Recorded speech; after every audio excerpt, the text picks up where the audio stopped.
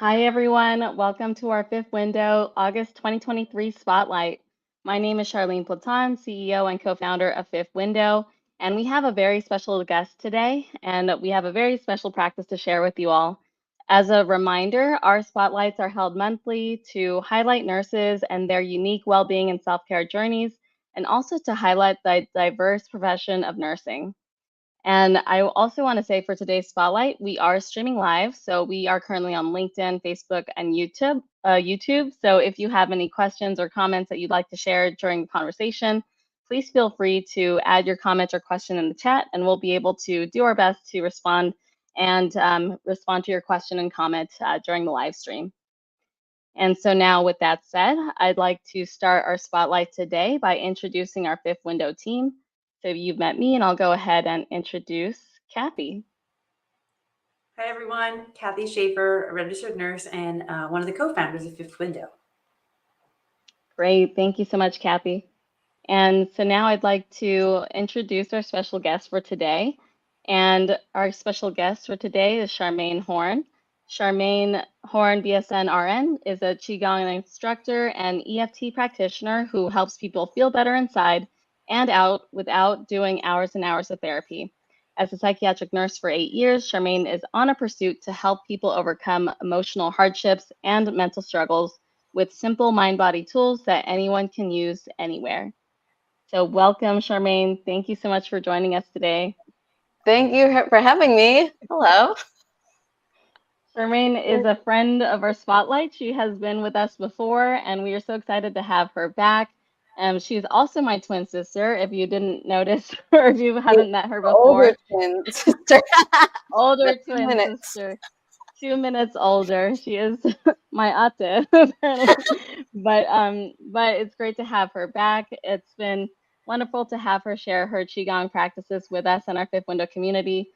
This is a very special spotlight because we, have recently lost our baby niece. She passed away a few months ago.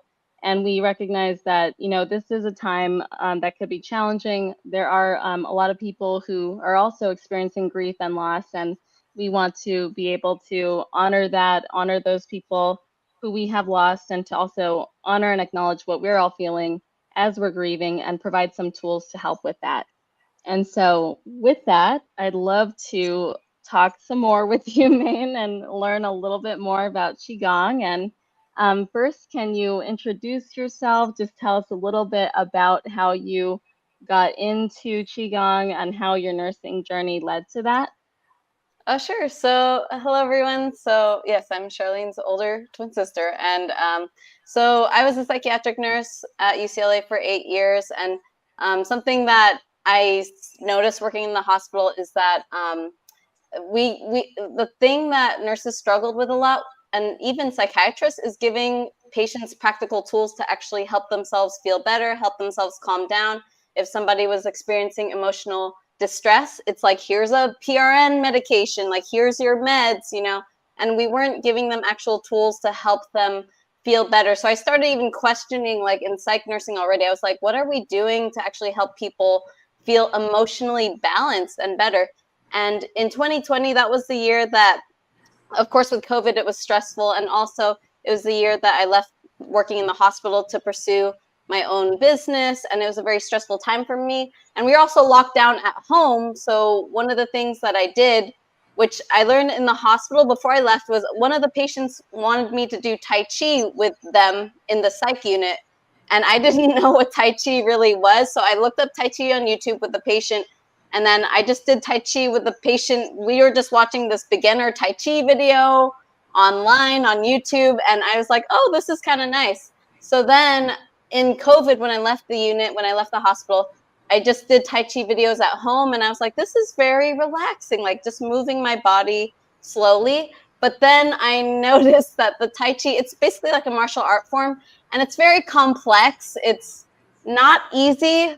It has a lot of movements, and there's a lot to memorize, and I was a little overwhelmed with it, so I stopped doing Tai Chi.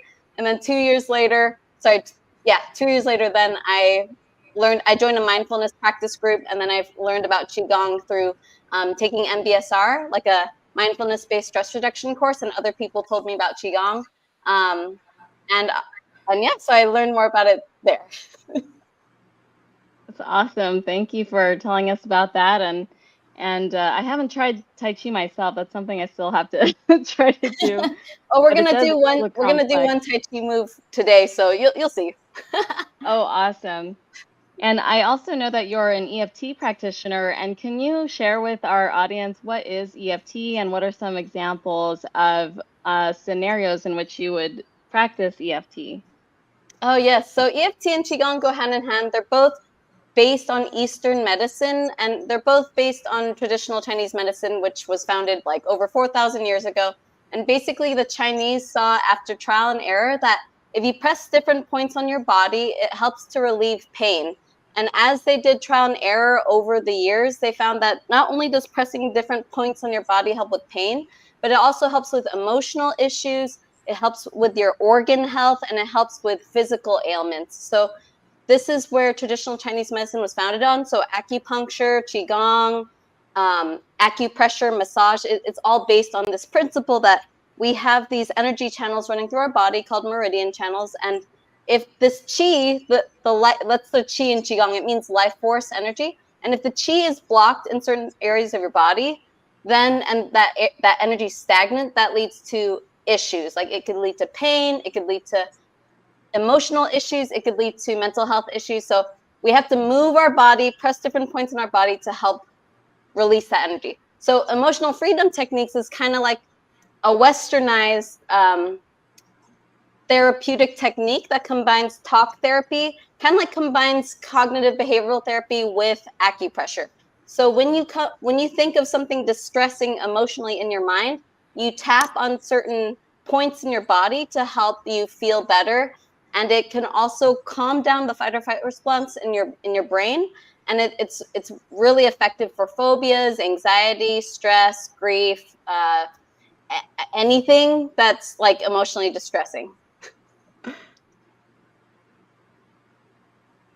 Yeah, that's great to know. I know that EFT is something that that I've heard about only more recently, and I don't think we really learned that in any of our practice as nurses or our training, or we don't really learn about any of these alternative kind of ways to support ourselves when we go through nursing school and different things. So it's really great to kind of expand what's out there and see what else can really support us.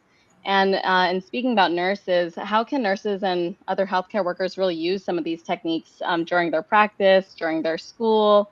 You know, how can they use these techniques?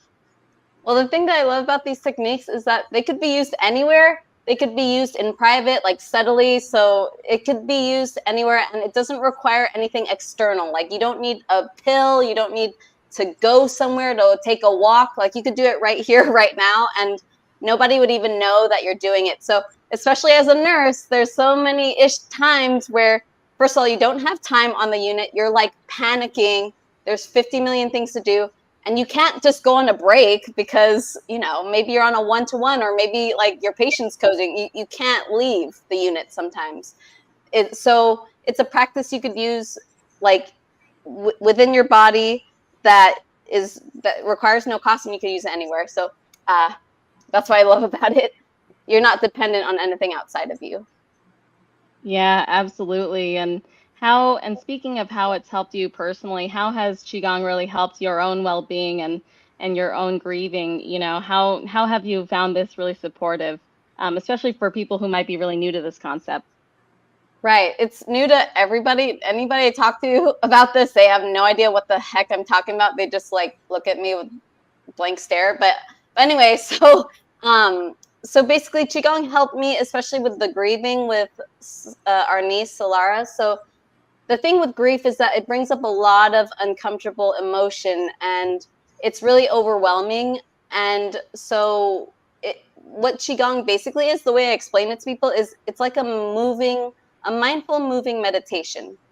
And so the thing is, when you have grief, especially if you experience a loss, your brain's going to go crazy. Like your brain's going to overthink what happened. It's going to go into loops. It's going to go like, I should have done this. I should have done that. You're going to have guilt maybe about what happened. You're going to be shocked about what happened. So grief is like all these emotions coming at you, like anger, fear, shock, grief, like everything coming at you. So your brain's on overdrive. So talk therapy, I feel like, isn't quite accessible to a lot of people grieving because the emotions are so strong and overwhelming. And a lot of people don't know how to process the grief. So they don't know what to do with all this emotion in their body.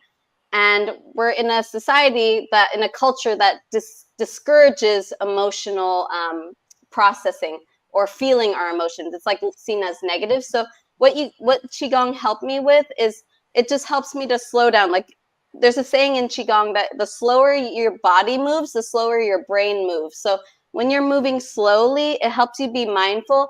It helps you to be focused in the present moment and not so overwhelmed by all the thoughts and emotions. And it helps you be grounded so you're not like swept away by the emotion, and you're able to, like, even if you feel hurt and pain, you're not like so overconsumed by it that you're like depressed and you can't function, like you can't work or eat or take a shower, you know. So it helps you be with the emotion and not be overconsumed by it, just by doing movements and breathing exercises that can help you stay present.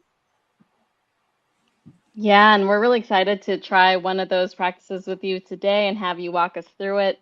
And before we get into that, I just wanted to invite Kathy to ask any additional questions or share any comments that you might have. So I'm just wondering, have you used some of these practices like EFT and Qigong with maybe some of the nurses that you have been helping in your business? And if you have, what has been their response to it? So when I learned more about EFT and Qigong, I wasn't in the clinical setting anymore, but I did use the EFT and the Qigong with my weight loss clients. And it's really similar to nursing because a lot of them were entrepreneurs, like very ambitious, like entrepreneurs with no time. So they had really similar struggles as nurses do. And so a lot of them have no time for self-care and things like that. So when I teach them simple things, just like even tapping, like pressing certain acupressure points, like one of them right here in your chest, if you just tap this, it could help to decrease that fight or flight response in your brain. It helps you to just immediately relax, like literally within like 15 to 30 seconds, you could already feel relaxed just by pausing and doing that. So they would find immediate relief.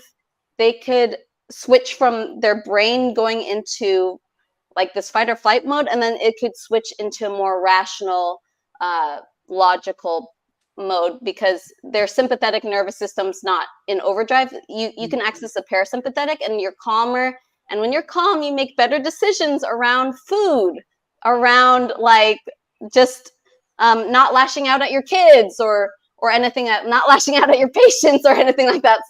So you access that rational brain when your amygdala, that fight or flight part of your brain, isn't wired. It's not activated.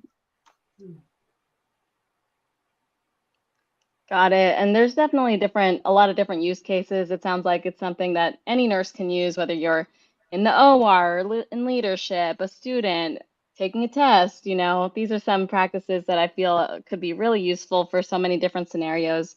And what other insights do you want to share with anyone who might be watching this and interested in learning about these techniques? Anything else that you want to share with them? I just really want to say some of the movements might look weird. And one of the biggest barriers for me doing this practice is it's going to look a little weird because it's not fully, there are movements that are not yet fully embraced by Westerns. It's just kind of like different. So I would just encourage you, just have an open mind and don't focus on how you look when you do the exercises, but focus more on the fact that when you do these exercises, it's helping your body, it's helping you move the energy in your body, and it's helping you also it's just helping you feel better. Like focus more on how it's helping nourish your body instead of, I look weird, this is stupid, like why do I look like an idiot? So like don't like focus too much on how you look with that.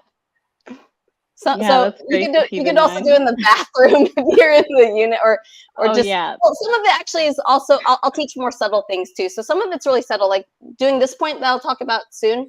this one's really good for grief. You could just rub this and no one will have any clue that it's like a acupressure point. Yeah, you could do that in the nursing station, or yeah, my favorite places are the closet, the housekeeping closet, The bathroom, the and the supply bathroom, the closet, popular one. the medication room, Med room, that's a great one. the Yes. break room. Yes. And we Um, do have some comments, Kathy, if you want to. Yeah, so there's a question from Dwight, and his question is Qigong similar to prayer walking that Christians do sometimes? So, if Dwight, if you could kind of go into detail about what prayer walking is, because I honestly haven't heard of it. But what I could say about Qigong is it's basically a moving mindful meditation practice that it's a mind-body practice that's founded like over 4,000 years ago in China. And it's a combination of three or four main things. It's a combination of meditation, breath work, massage, and mindful postures, mindful body movements. So it's very similar to yoga, except it's kind of like a combination of yoga with breath work with massage. And it's a lot gentler than yoga. It's more meditative than yoga. So you don't feel like you're doing a harsh workout, which is what I like about it, because I wouldn't want to do yoga because I'm like, oh my gosh, I don't want to like torture myself like that today. And I know there's yin yoga, there's more calmer yoga, but sometimes it could get really intense with the stretches that we would be a little discouraged from doing yoga. So Qigong's a little bit more gentle and meditative. Yeah. I'm wondering if he's talking about labyrinth walking. You ever hear of those? They're mazes that are usually designed, and you walk through the maze as you are meditating, and I'm not sure, and maybe Dwight can clarify that for us. But there's another question from Daniel, and wants to know, can you make adjustments to Qigong if you have lower mobility? For example, if you have bad knees. Oh yes, like it's similar to Tai Chi, right? Like Tai Chi, when you think of Tai Chi, you think of elderly adults in the park, right? And that comes to mind because it is a very gentle practice. But even though it's gentle, there are movements where there are adjustments you can make that could be like gentler on your knees. Like there's a lot of sitting Qigong practices. There are a lot of ways to adjust it. So yes, there's ways to modify. And we always say, like, especially for knees, like when you're standing, like Qigong is a lot of standing. So you want to put more weight on the heels rather than your toes. And then you want to just make sure your knees are over your toes. They're not bending too forward, and try to keep the weight more in the hips rather than the front of your feet. Great questions. Thank you so much for posting those questions. And if you have any more, please feel free to use the chat. And I know Charmaine would be more than happy to answer them for you. Yeah, and it sounds like there's ways to modify too if you want to sit during the practice or stand. So it sounds like there's different levels of Qigong that you can use. So even if you might not be as mobile in one way or another, there are alternatives that can be done. Right. And the great thing is a lot of people use it. It's a form of medicine. So people who use it are primarily ill. And a lot of forms of Qigong actually don't even have to require movement. A lot of times it's just breathing, or it's another form of Qigong is healing sounds. So people, they would generate certain sounds to heal different parts of your body because the vibrations in your tone of voice. This is why a lot of, you'll hear monks chanting and things, because the vibration in your voice can actually help move the energy in your body too. And when energy's moving, that promotes healing. So you don't even have to be mobile. You could just like make these certain noises, and they're called healing sounds, and it will help you with like cancer, with illness, with any emotional issues. So with insomnia. So they use that too. You know what, Charmaine, I have a question for you. I know a little bit about EFT. I've done some of the practice. Is it vital that you do the sequence of all the points when you're tapping in order to get the full effect of it? Or are there just certain tapping body parts to tap when you're maybe feeling certain things? Right. That's a great question. So it's like if you have time it's nice to do the full sequence just because the sequence is based on the endpoints of the meridian channels. So there's 12 primary meridian channels in our body that are connected to specific organs of the body. Like there's a lung channel, there's a heart channel. And in EFT, they chose 9 different points to target the endpoints of like these of 9 channels. So there's like this part's like for the bladder, this one's for the stomach. So if you hit all of them, it's just more balancing and it can help move the energy more holistically. However, in acupressure, there are certain points that are very good for specific indications. Like one of my favorite points is the one right here in between the chest, like right under the sternum. There's a little dip, and this one's called conception vessel 17 or CV17. It's called Sea of Tranquility.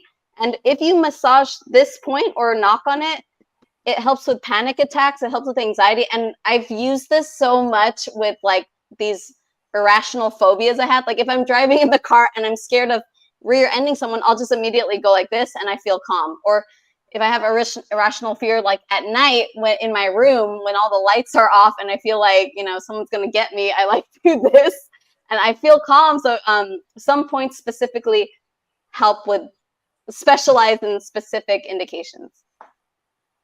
That's good to know. Mm-hmm. That's great. I will remember that. Yeah, this is my favorite point. I tell everybody about CV17. I'm like, this one helped me with so many things. Like any sort of anxiety, phobia, the panic attack, this is the point. Great. And it doesn't look like there's any other comments right now in the chat, but what we could do is go ahead and transition to the Qigong practice, and we could go ahead and start by have you introduce it a little bit, Maine, and then we could go ahead and have you take the floor. Okay, awesome. So I want to kind of go into like what we're doing, just give a little bit of context. So in traditional Chinese medicine and Qigong, the energy of grief, the Chinese connected certain emotions with certain parts of the body. And we all know this, even in Western medicine, right? Like we know that if you're feeling like angry, you could feel it in certain parts of your body. Or if you're feeling stressed, you could feel it like here or here. If you're feeling sad, you could feel it maybe more here in the heart or the lungs, right? So the Chinese notice this too. So especially with things like grief, we tend to hold grief in the lungs. So in traditional Chinese medicine, the lungs hold grief. They hold sadness. This is where depression stays also. So when you're sad, notice how your posture is, right? When you're sad, you're kind of slumped, right? Your lungs are constricted because your posture is kind of like slumped. So if you don't breathe well, you don't feel good. And if you don't feel good, you feel even more depressed. So part of why you might be grieving, and if you can't get out of a grieving cycle, is your posture might be so contracted that you're not able to breathe well. But the minute you open up your body and you could breathe, you could feel a lot better. So our practice that we're going to do today will help a lot with opening up the lungs. It'll help with breathing, and it'll also help you release any sort of like stagnant energy around the grief and like release it so you can start like transforming that energy to make space and room for different energies that you want. So yeah. Sounds great. And hi, Farah. Good to see you. Thanks for joining us today. And if you are all watching us right now and joining our spotlight, we are just about to start the Qigong practice for grief. So if you are interested in following along, please feel free to do so if you have the space or if you have the room and if you feel inclined to join us. So I will go ahead and give you the floor, Maine. Take it away. Thank you. So this is going to be a standing practice. You could just, if you can't stand, you could just modify it, like sit down and basically do what I'm doing with my upper body. That's fine. But also, I just want to say, obviously, if you have any injuries, especially with like the back or the shoulder, just like do the movement slowly. And if you're noticing discomfort, just stop doing the movement. All right. So first, we're just going to stand about like with our feet shoulder width apart. I'm going to try to stand here. You can hear me okay, right? So if you're here just standing here, we're going to just place our hands on our belly and we're just going to close our eyes for a moment and just first notice your breathing into your belly. Just deep abdominal breathing. Notice your stomach rising and falling with each breath.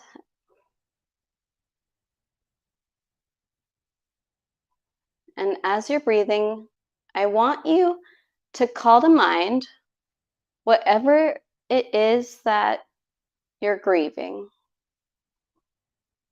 And if that seems a little too overwhelming, just focus on the feeling or sensation of grief that you've been feeling itself. Just notice how your body feels when you think about whatever loss you might be going through.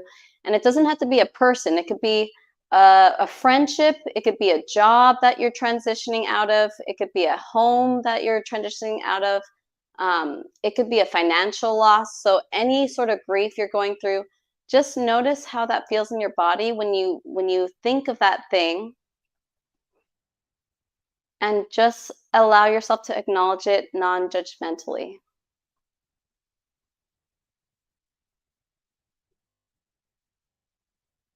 Try to relax your shoulders, relax your body, and feel your breathing, feel your belly as it rises and falls.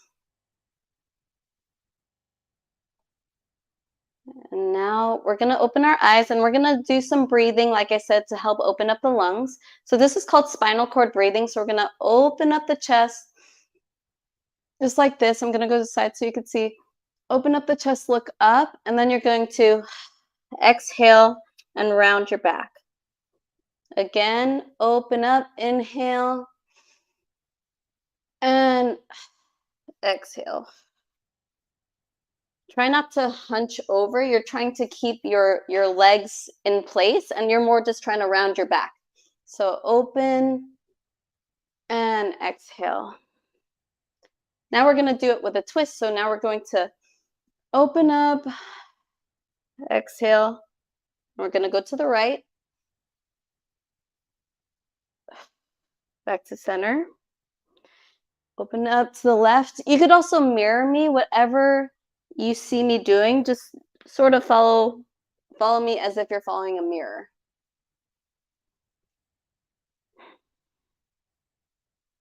Inhale, exhale. One more time. Inhale, exhale. Other side. All right. And then we're going to do this, one of my favorite movements ever. It's called knocking on the door of life. So you're going to stand with your feet shoulder width apart, knees like partially bent, and then you're just going to twist from the center and try to just relax your arms. You're generating momentum with the arm movement from your hips, like your hips moving left and right. You're not actually trying to move the arm. You're just letting the arms relax and knock on your abdomen and knock on your lower back.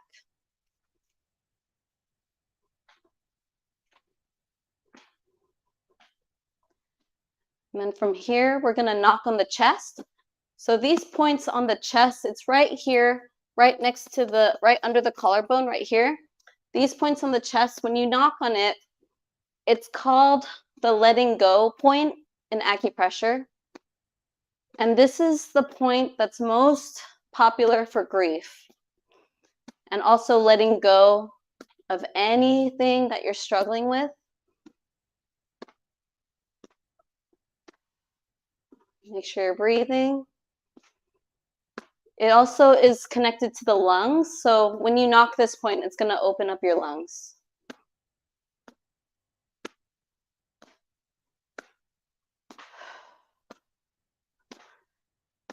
All right, and then we're just going to knock on one more thing, just the shoulders, top of the shoulders. You want to knock on the shoulders because we hold stress a lot there. So when you break up the tension in your shoulder, you feel more relaxed.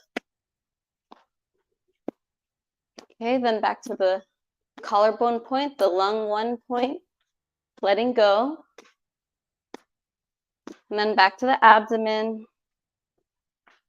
and the lower back here. Okay, and just slow down. And from here, we're just going to start knocking right here on the chest. This is one of my favorite chi massages to do, because when you knock here in this chest area, this is where we hold a lot of emotional tension. So knock up and down, and then also knock on the letting go point all under the collarbone, just under there, then knock up and down. You could apply some firm pressure here if it's comfortable with you. This is how we could balance our emotions, knocking on this point.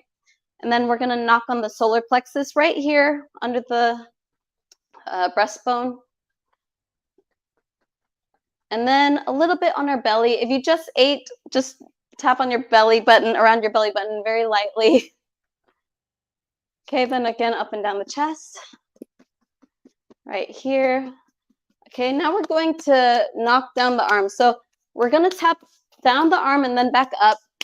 This is where meridians go down the arm and up. And we're just gonna make the energy move.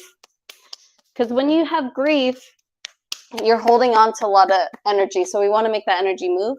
And other side, go ahead, tap down the arm, go up, give yourself a nice massage in the shoulder, then down, arm, and up. One more time. And up. And now we're gonna do the low back. Knock up and down. You could also slap it if it's hard to do the fist. Just kind of slapping the back. I love the low back points because they're really good for energy. So especially if you're feeling depressed, this is where your kidneys are and the adrenal glands, and it could help give you energy. So now we're gonna knock on our back and knock outside the hip and go down outside the leg and then inside the leg. So here on your hips, then knock down outside the leg and inside the leg. Right, again, remember what I said about looking weird? This is probably one of the things. This is one of the more normal looking things though.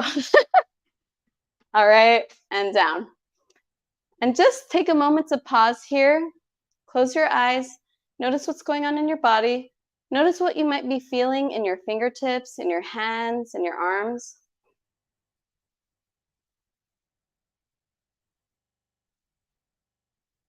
If you feel some sort of tingling, buzzing in your fingertips, that's the chi, that's the life force energy moving through your body. It's like this electric force in your body, and it's the energy that keeps us alive. So just feel that tingling, feel that sort of warming sensation in your hands and your arms, and just notice that chi moving.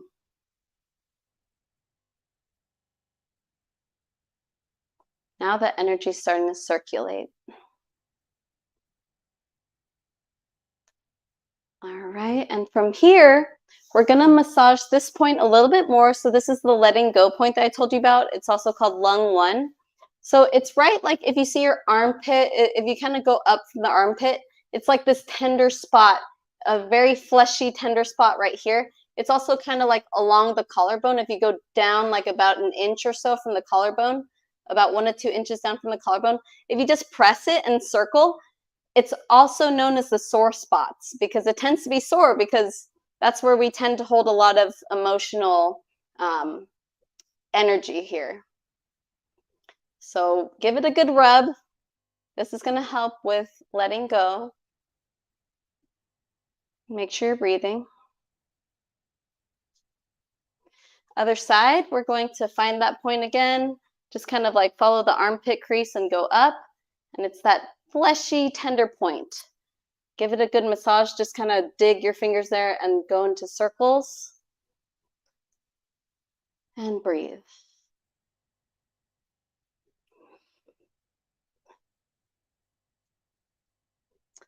And relax. Okay, now we're going to stretch. So we're going to bring our hands out. This is called spreading the feathers. Bring your hands out just like this. Spread out your fingers like that out here. And you're gonna bring the arms a little bit backward too. So hold your hands like this, and you're gonna tilt your ear toward your shoulder, just sort of mirroring me, and slowly move your head up and down, and you should feel a very good stretch on the side of your neck, going down toward the arm. Just move slowly and go up and down. We're releasing any tension that you might have stored in the shoulders and the neck. That's where we tend to hold a lot of stress. So if you're a nurse, this is really good for you, letting go of all that stress in your shoulder. Any job too, if you have an office job and you're always hunched over working at the computer, you need to do this every day, or as much as you can.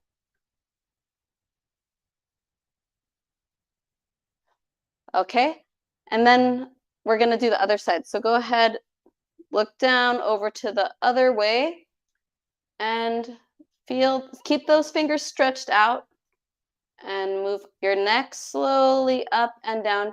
Take your time and make sure you're not overstretching it. In Qigong, they have a saying that you only want to work about 70% of effort. It's not about pushing here in Qigong. It's just about taking care of your body, stretching out any sort of tense areas, and helping you just move the energy.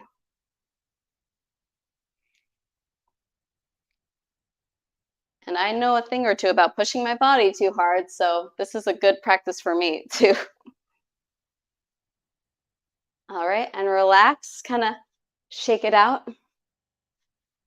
All right, and then we're gonna do just one last stretch. So you're going to bring this hand, your left hand, if you're mirroring me, bring your left hand behind your back, clasp it with the other hand, and then you're going to put your right ear down toward your shoulder, and feel that stretch here. Just hold that. It's a little bit of a deeper stretch. Breathe through it. Breathe in through your nose and out through the mouth.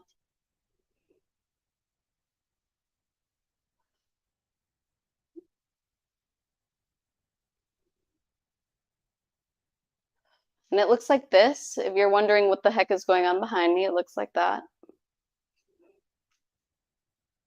And release, shake it out. And then you're gonna bring your right arm behind you and clasp it just like this, interlock your fingers. And then you're going to bring your left ear down to your left shoulder, and you're going to feel that stretch on the neck and the shoulder.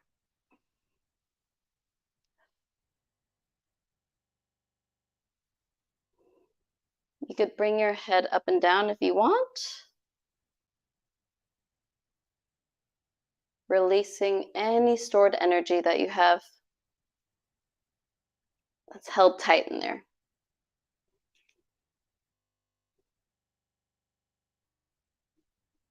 And release. Okay, go ahead and shake that out. All right, and this last exercise I love, it's called the pump. Before we go into some flows, this is called the pump. So we're gonna bring our arms up and bring it down.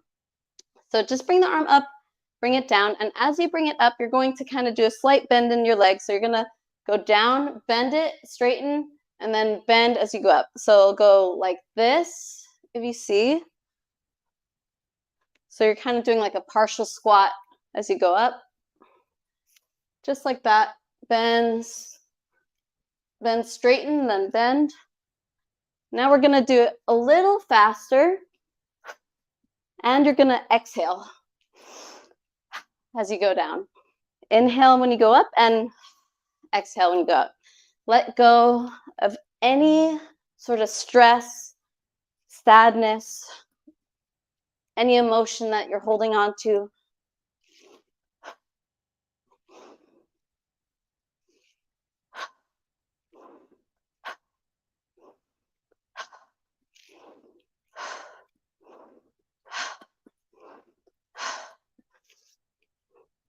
Last one. And relax. So one of the best antidotes for depression and sadness is aerobic activity, because when you're moving, it helps to get your energy up again. So you could probably feel your heart beating there. And then we're gonna do some shaking. So go ahead, shake out your wrists just like this, and then we're gonna bounce up and down, just like I'm doing some kind of partial squats, kind of trying to keep the weight, like as I'm trying to sit down. Don't lean too much forward, just kind of try to sit down and just shake. This is like one of the top exercises I recommend for nurses or anyone. And if you're feeling so much stress or anxiety or anger, this right here, like this is so good. Like shaking will help you to move that energy, so you're not keeping that pent up tension and you're not like punching a wall or something, you know? So this will help you release that energy. And so many athletes do it. Athletes shake to feel better. Animals shake after they've experienced trauma. So shaking will help you disperse that energy, especially if you exhale.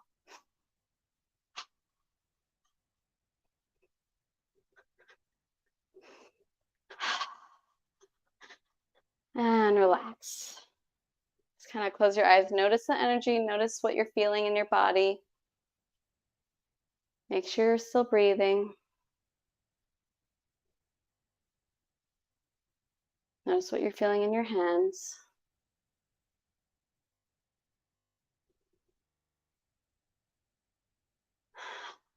All right, and now, so this part of the Qigong routine, this is going to go more into the flows now. So the first part we did is more about clearing energy, releasing energy, activating energy. Now this phase of the Qigong is about flows and meditation. So as we're doing this, I encourage you to treat it like a meditation, like try to move slowly, try to just be focused on your movement, feel your body moving, be present, and try to just observe and notice how your brain reacts and stay focused on the movement.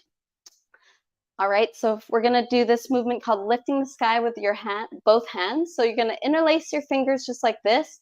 You're gonna start down at the hip and you're going to bring the hands up, look up at the ceiling, and then you're going to bring your head forward, stretch, do a little like stretch behind you as you bring your shoulders back a bit, and then release. Inhale. Move the head forward and release.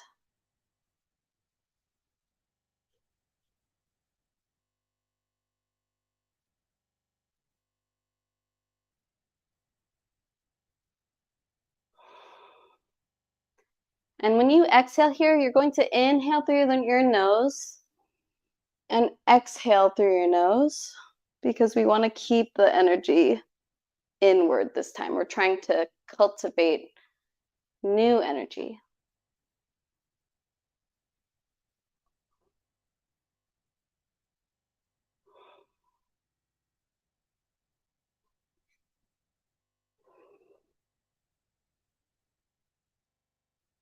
Feel that nice stretch in the shoulders. And then we're going to do this one called soaring crane. This one's great for opening up your lungs. It's also great for strengthening the lungs so that it could help you with grief and turn the grief into courage. So you're going to bring your arms out to the side and then flip the hands up, and you're going to put your index finger with your thumb and bring the hands back. So like this, you're going to exhale and bring it forward, inhale.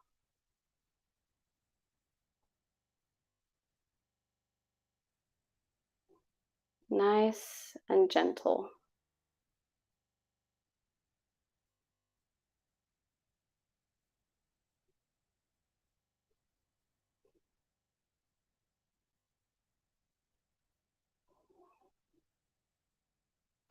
Just really treating this like a meditation.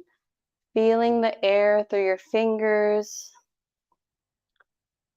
Feeling your feet on the ground.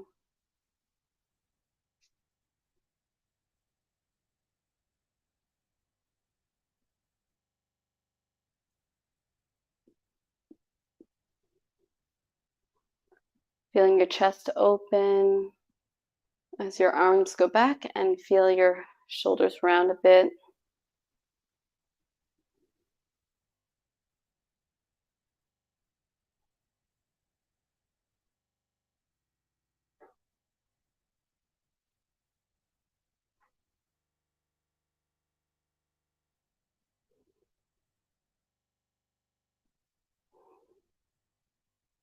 And we're going to relax. And then here we're going to do the Tai Chi move that I was telling you about. This is one of the Tai Chi moves that I fell in love with when I first learned Tai Chi back in 2020. It's called Wave Hands Like Clouds. It's a very popular Tai Chi movement. And so just make sure you're standing shoulder width apart. You're kind of bending your knees very slightly, just sort of as if you're sitting on a windowsill, like the edge of a windowsill. You're going to sit down, just kind of keep the spine upright, and make sure the knees aren't going past your toes. You're going to bring your hands up. You're going to bring one hand down. So bring the left hand down. Keep the right hand up. You're going to move to the right. And you're going to shift your weight on one side as you're moving the hands in this flowing movement. So the right hand is going across the chest like this. And the left hand is sweeping underneath. Then you're going to change sides, switch hands like this, nice and easy. Making sure the hand is going in front of the chest, because this is going across the heart meridian. And when we nourish the heart energy, that helps with all our emotional balancing. So we're doing this to specifically nourish the heart meridian.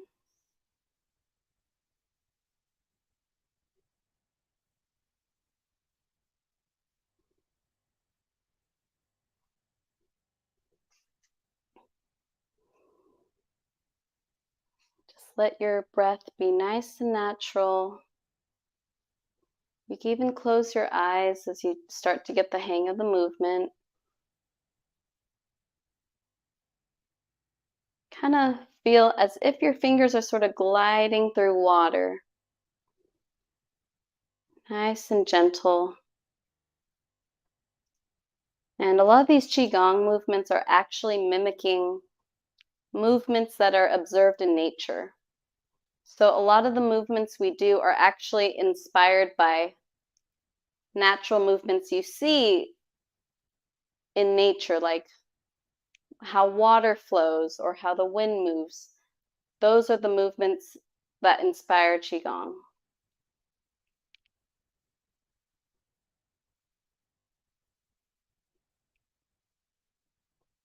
Make sure you're still breathing. Just noticing what's going on in your brain as you slow down. What's going on in your body as you slow down and move. And if your brain is sort of panicking and wanting to move faster, I encourage you to try to move slower and just practice being in this moment where you're sort of slowing down your movement, which could help slow down your mind.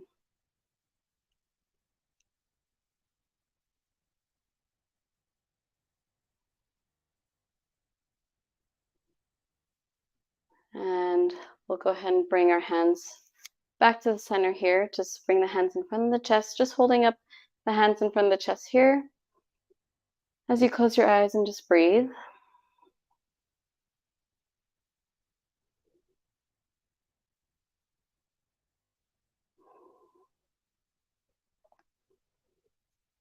Right, and we're going to just end with this centering movement called pulling down the heavens. So we're going to bring our hands down to our side, and we're going to lift our arms up, look up, and then bring the hands down from the head to the shoulder to the stomach.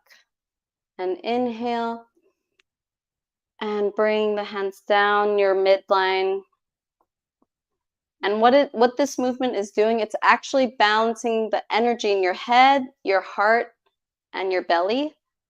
And in traditional Chinese medicine, these three areas, the head, the chest, and the belly, those three energy centers are really important in traditional Chinese medicine, they hold your energy. So doing this exercise will help bring all the energy that we cultivated in this practice, and it will help store all the energy that we just cultivated, so that now that you have all this new energy that we've created, you could store it in these energy centers so you could feel better, you could have more vitality, and you could feel nourished. They call it the upper dantian, the middle dantian, and the lower dantian.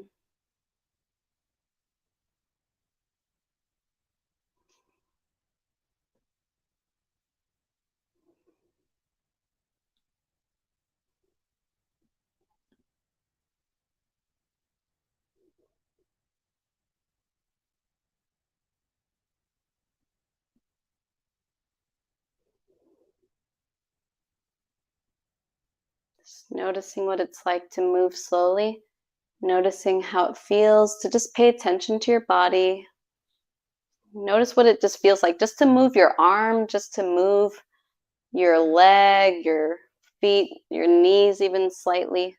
What does it feel like to just be in a body?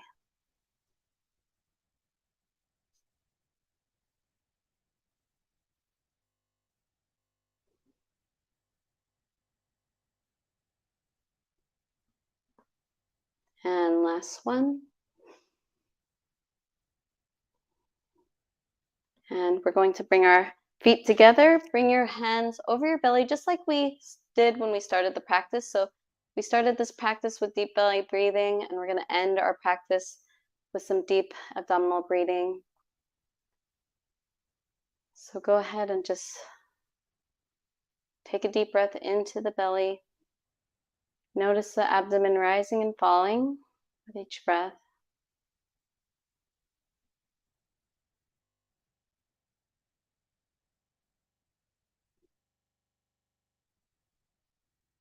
Just paying attention now to how your body feels.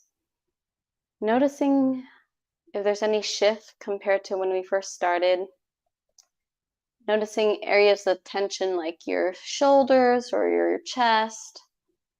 What are you feeling throughout your body? What are you noticing?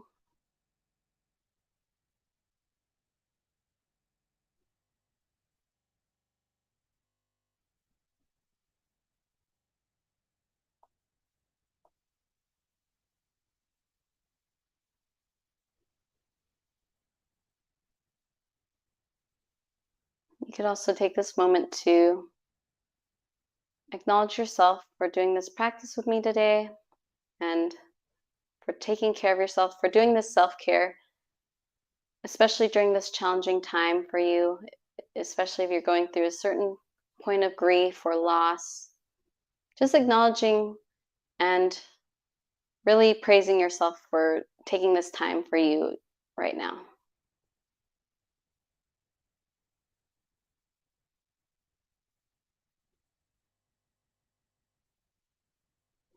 And when you're ready, you could open your eyes and just feel amazing. So thank you all for joining me. I'd love to hear what you guys thought in the comments. I'd love to hear if you noticed any differences in how your body felt, or just any observations of what it was like to slow down the movements, what it was like to press certain points in your body. Did you notice any shifts in your emotion? Did you feel any changes in the energy? So I'd love to hear what that was like for you, if this, especially if it was your first time doing Qigong. Thank you, Charmaine, for walking us through that excellent Qigong practice for grief. We have some comments in the chat. Kathy, do you want to read some of those out? Sure. Farah said this was amazing, great session. It's just with some really good stuff. And one of our participants said her husband heard her slapping herself and came in, and he actually joined her. So that's even better. That's even better.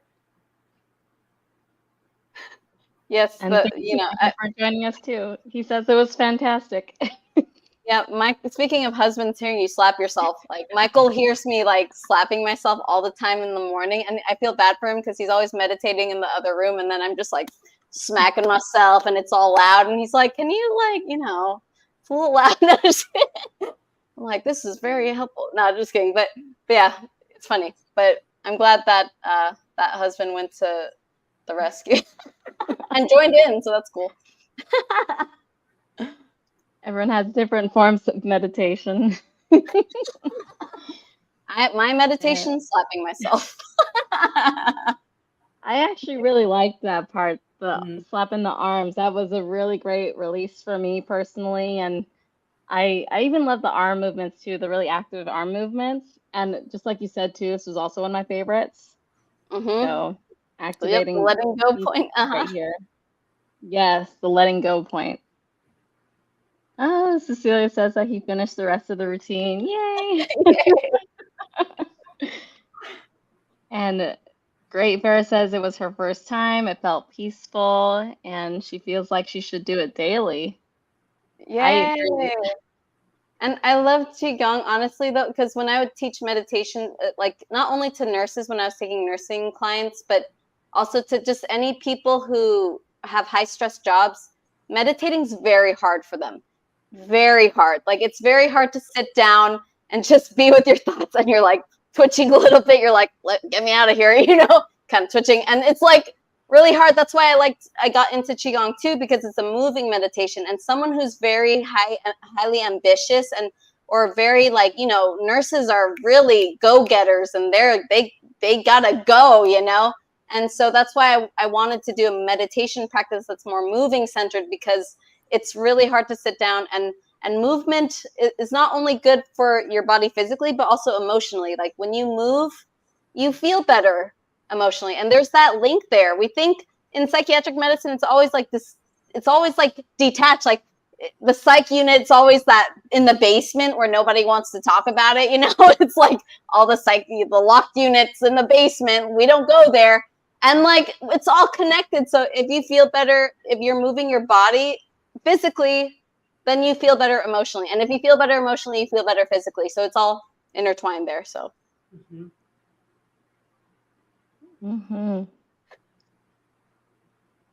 Kathy, do you want to read some more of the comments?